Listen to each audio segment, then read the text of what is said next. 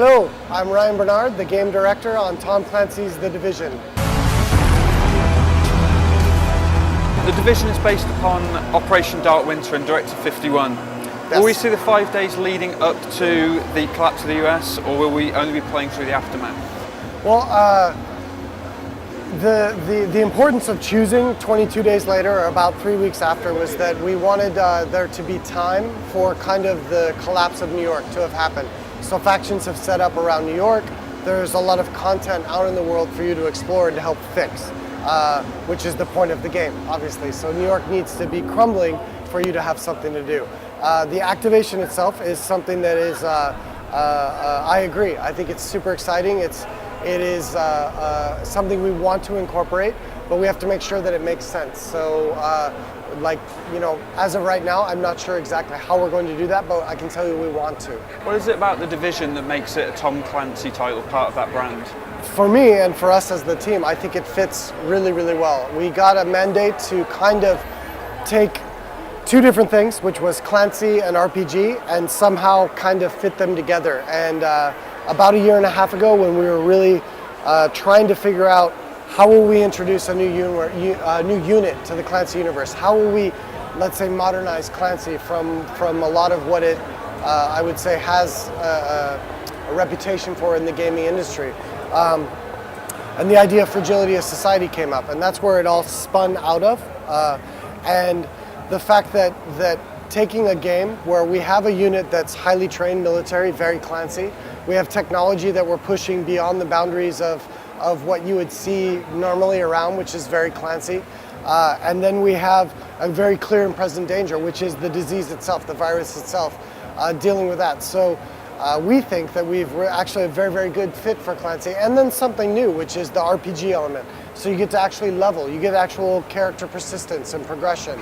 Skills are added to it. So I think we're upholding Clancy really well and bringing something very fresh to the table.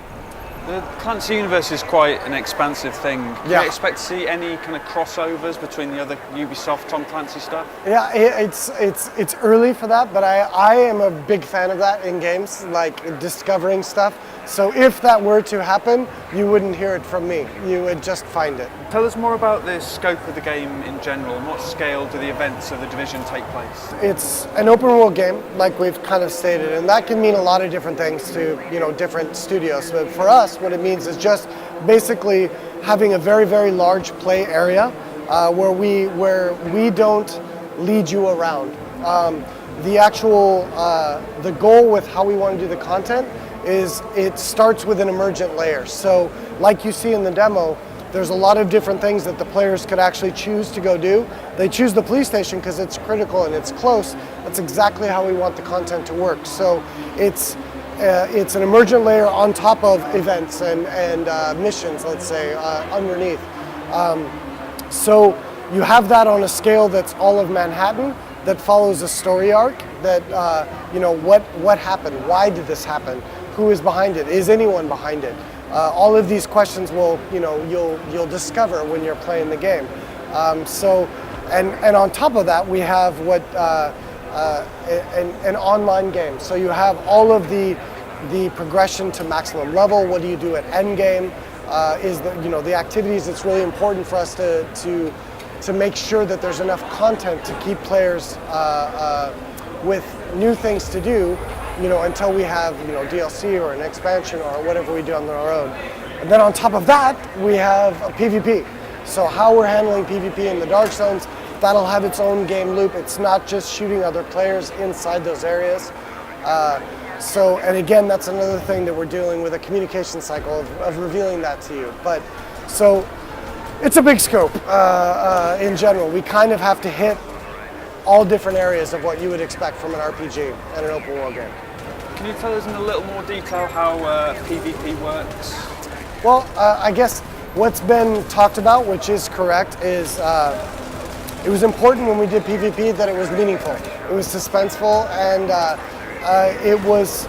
it's not just a multiplayer separated, it's in the main experience. So what is correct, and people have guessed out there, is we want to have the mechanic of being able to actually possibly lose your gear, some of your gear.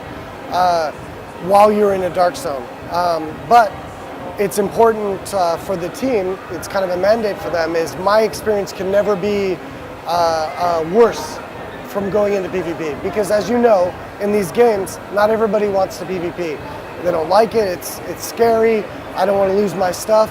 So the challenge for the game is to bring it into the core story element, make it a positive experience that's meaningful.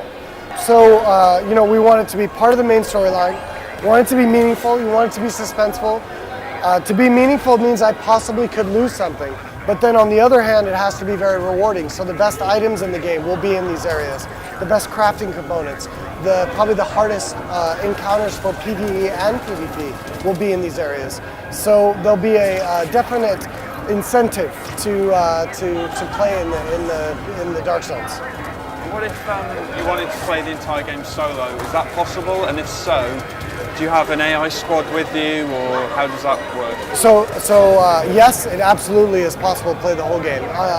We hope, and I hope, that you want to play with other players, because I really believe that for an online game, the best experience is playing with other people, which is why we're putting so much effort into our matchmaking, making sure we get players that like the same type of content together.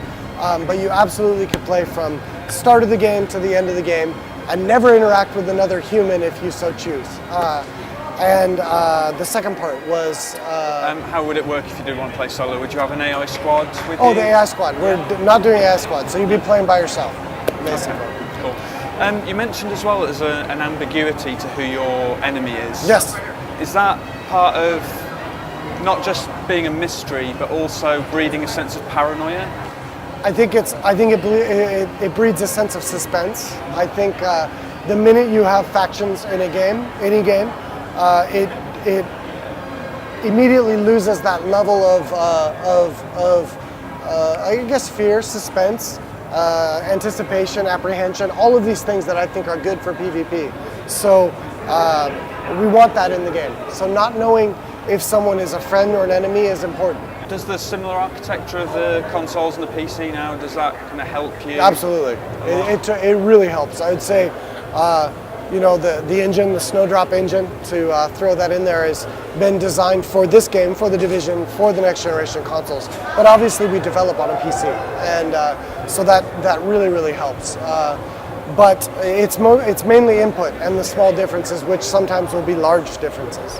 And you said that loot is quite a big part of the game. Yes. Is there going to be any kind of big outrageous bits of loot? Are you going to be able to run around in gold armor or anything crazy like that? Well, it's a Clancy game, like we talked about before. So there are definite boundaries that you want to stay within. So loot is a super important element of RPGs. I think good RPGs. It helps for progression. It helps for retention. You want to have a drive to keep playing, and one of those is to progress your stuff. But that in mind, we will keep it grounded in reality for the Clancy universe. So yes, very important, but no, you will not be running around in gold tinfoil armor in New York. Right. Is it kind of scary as well that you're attempting something so ambitious coming out on new consoles, new hardware, and it's kind of uncharted waters in a way, a massive online RPG like this? I think there's some Uncharted, but I think I don't think it's scary. I think it's great that Ubisoft gives us the freedom as a studio to say, all along the way, we've been checking with them, working with them. They're very happy with where we've gone. I think obviously the response was very positive from E3 and what we've had. So I wouldn't say it's scary. It's definitely a unique opportunity for the studio in time and where we're at and what we're doing. So I'm just excited. It's a lot of work, but that's what we do. Games are always a lot of work. Well, it's a terrifying scenario as well, and does kind of knowing that story and knowing all the ins and outs of Directive 51 and everything, does that make you think twice about ever going to a Black Friday sale? No, it's funny. I laugh because when we found we latched onto this idea of fragility of society, and once we started doing research, because we do a ton of research on that's how we found Directive 51. Where does that lead? How do people prepare? What does FEMA actually do? What would actually happen to New York if all of a sudden it was out of power for a week, or 2 weeks, or 3 weeks? And it's super scary. I think it's kind of like, for me, it's kind of like when to get to Gamescom, I flew in a plane.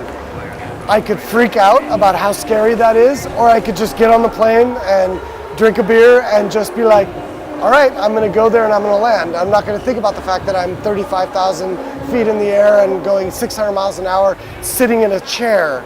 And I think it's the same thing. I think the more you think about it, the more you start to get freaked out about it. And you just kind of have to say, as long as everything's going, then everything's going.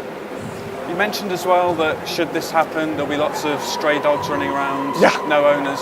Surely that means we're going to bump into feral chihuahuas and shih tzus, hopefully. Well, yeah, not just German shepherds, like it's been seen and everything. Yeah. No, we'll have a variety of stray dogs. I think the mutt is much more interesting than a, $5,000 German shepherd purebred police dog.